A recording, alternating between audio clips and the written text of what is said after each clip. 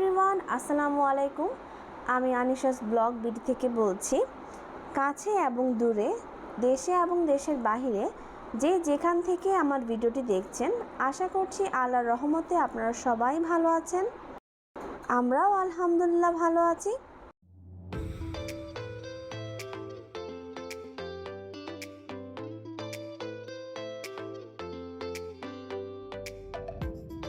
প্রতিদিন সকালে আমি ঘুম থেকে উঠেই মধু পানি খেয়ে নেই।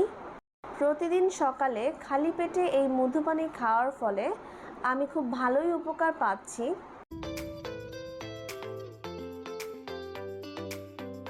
এই পর্যন্ত আমার এই চ্যানেলটিতে আমি বেশ কিছু অর্গানাইজেশন ভিডিও শেয়ার করেছি এবং প্রত্যেকটিতেই আপনারা মাশাআল্লাহ অনেক ভালো সাড়া দিয়েছেন। আপনাদের এই সাড়াতে আমি আরও বেশি ইন্সপায়ার হয়েছি নতুন নতুন ভিডিও বানানোর জন্য। তাই আপনাদের সকলকে ধন্যবাদ জানাচ্ছি। আজকে আমি আপনাদের সাথে শেয়ার করতে যাচ্ছি আমার বেডরুমটির ইন্টেরিয়র ডিজাইন এবং বেডরুমটিকে আমি কিভাবে ডেকোরেশন করেছি সেই ভিডিওটি। আশা করছি আমার এই ভিডিও থেকে আপনিও কিছুটা আইডিয়া পেয়ে যেতে পারেন।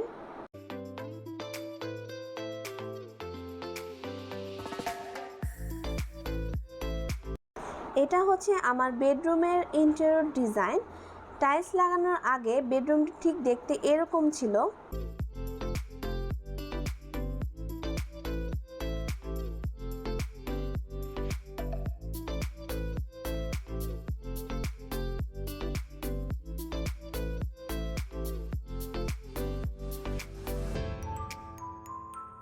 আপনারা যারা আমার লিভিং রুমের ভিডিওটি দেখেছেন তারা সবাই জানেন আমার লিভিং রুমের টাইলসগুলো সাদা না, কিন্তু আমি বেডরুমগুলোতে সাদা টাইলস ইউজ করেছি।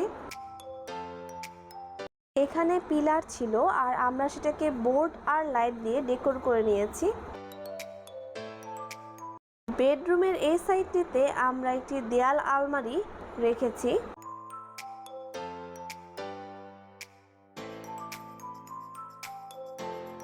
বারান্দার গ্লাসগুলো আমরা মার্কারি গ্লাস দিয়েছি যাতে দিনের বেলায় বাহির থেকে ভিতরে না দেখা যায়।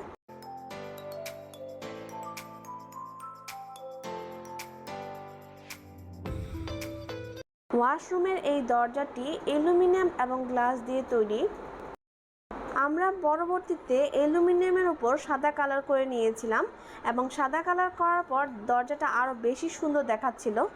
ওয়াশরুমের ভেতরে যে টাইলসগুলো দেখতে পাচ্ছেন এই টাইলসগুলো হলো চায়না টাইলস এবং ওয়াশরুমের সব অ্যাক্সেসরিজগুলোই আমরা সুইস থেকে নিয়েছি।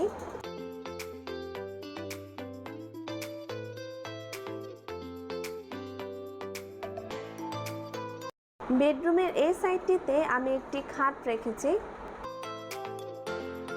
আমার কাছে বেডশিট সাদার মধ্যে কালারফুল হলে বেশি ভালো লাগে, কারণ আমার কাছে মনে হয় রুমে সাদা বেডশিট দিলে রুমটা আরও বেশি উজ্জ্বল দেখায়। এখন আপনাদের সাথে একটি টিপস শেয়ার করি। আমি সবসময় বেডগুলোতে এভাবেই বেডশিট সেট করে নিই, এতে করে আমার বেডশিটগুলো দেখতে অনেক সুন্দরও দেখায় এবং বেডশিটগুলো গুছানোর পর এলোমেলো হয় না।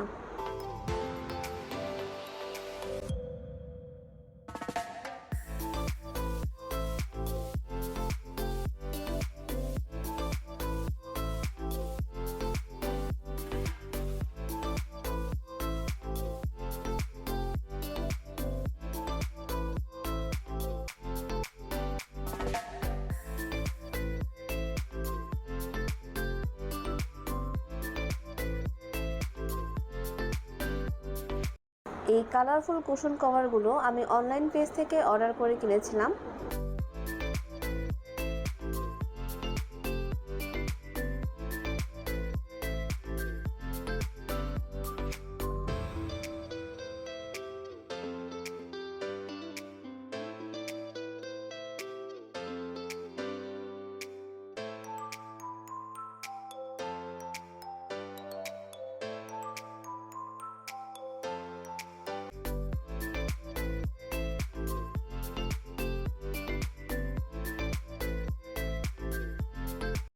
আমার অনেক ভিউয়ার্স আপুরা আমাকে প্রশ্ন করেছিলেন এই খাটটি আমি কোথা থেকে কিনেছিলাম। এই খাটটি আমরা হাতিল থেকে কিনেছিলাম। এটা 6 ফিট বাই 7 ফিট।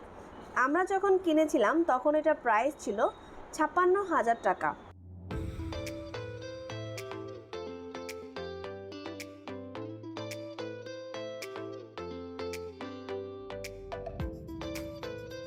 ভিডিওটিতে আপনারা যে পর্দাগুলো দেখতে পাচ্ছেন এই পর্দাগুলো সম্পর্কেও অনেকে আমাকে কমেন্টে প্রশ্ন করেছিলেন।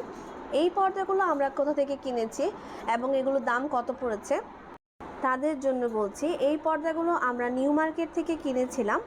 একসাথে 5 পিস পর্দা অর্ডার দিয়ে বানিয়েছিলাম এবং এগুলোর প্রাইস টোটাল পড়েছিল 17,000 টাকা।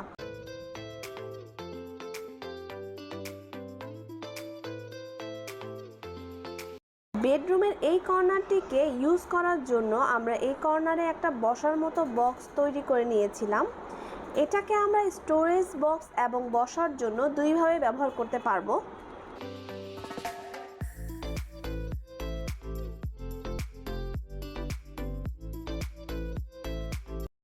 আপনারা এখন যে নকশি কাঁথাটি দেখতে পাচ্ছেন এই নকশি কাঁথাটি আমার ভীষণ পছন্দ।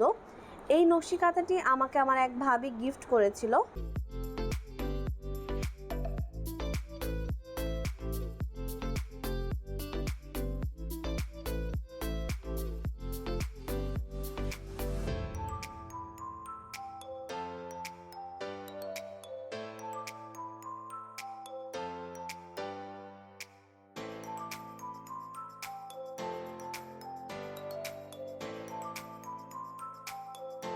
এই সুন্দর কুশনগুলো আমরা বাণিজ্য মেলা থেকে কিনেছিলাম।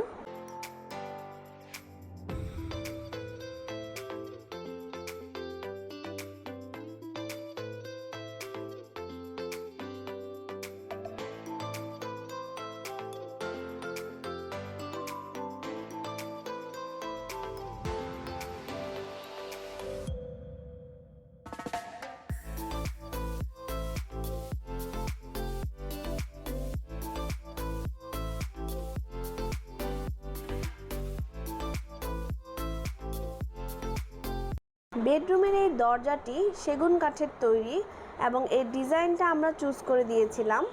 এটার উপর সাদা ডোকো কালার করা হয়েছিল। তারপর দরজাটির লুক এইরকম এসেছে। আমার কাছে খুব পছন্দ হয়েছে আমার ফ্ল্যাটের এই দরজাগুলো। আপনারাও আমাকে কমেন্ট করে জানাবেন কেমন হয়েছে আমার রুমের এই দরজাটি। খাটের পাশেই আমি একটা স্ট্যান্ডে জিজি প্ল্যান্ট রেখেছি। এই জিজি প্ল্যান্টটি আমরা বৃক্ষমেলা থেকে কিনেছিলাম।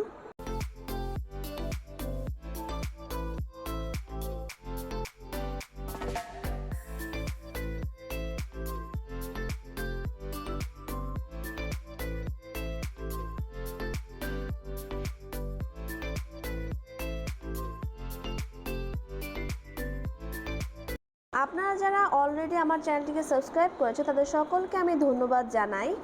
আর যারা এখনও সাবস্ক্রাইব করেননি তাদের জন্য বলছি, আপনাদের কাছে যদি আমার চ্যানেলের ভিডিওগুলো ভালো লেগে থাকে তাহলে প্লিজ আমার চ্যানেলটিকে সাবস্ক্রাইব করবেন এবং পাশে থাকা বেল বাটনটি অবশ্যই প্রেস করে রাখবেন।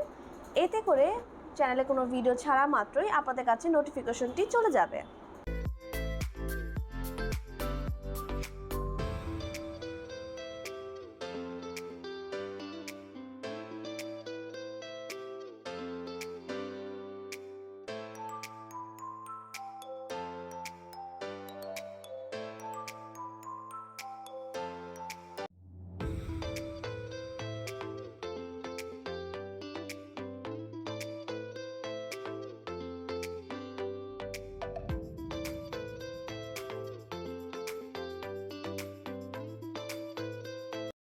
এভাবেই আমি আমার সাধ্য পছন্দ ও ভালোবাসা দিয়ে লিভিং রুমটিকে সাজিয়েছি। আপনাদের কাছে ডেকোরেশনটি কেমন লেগেছে অবশ্যই আমাকে কমেন্ট বক্সে জানাবেন।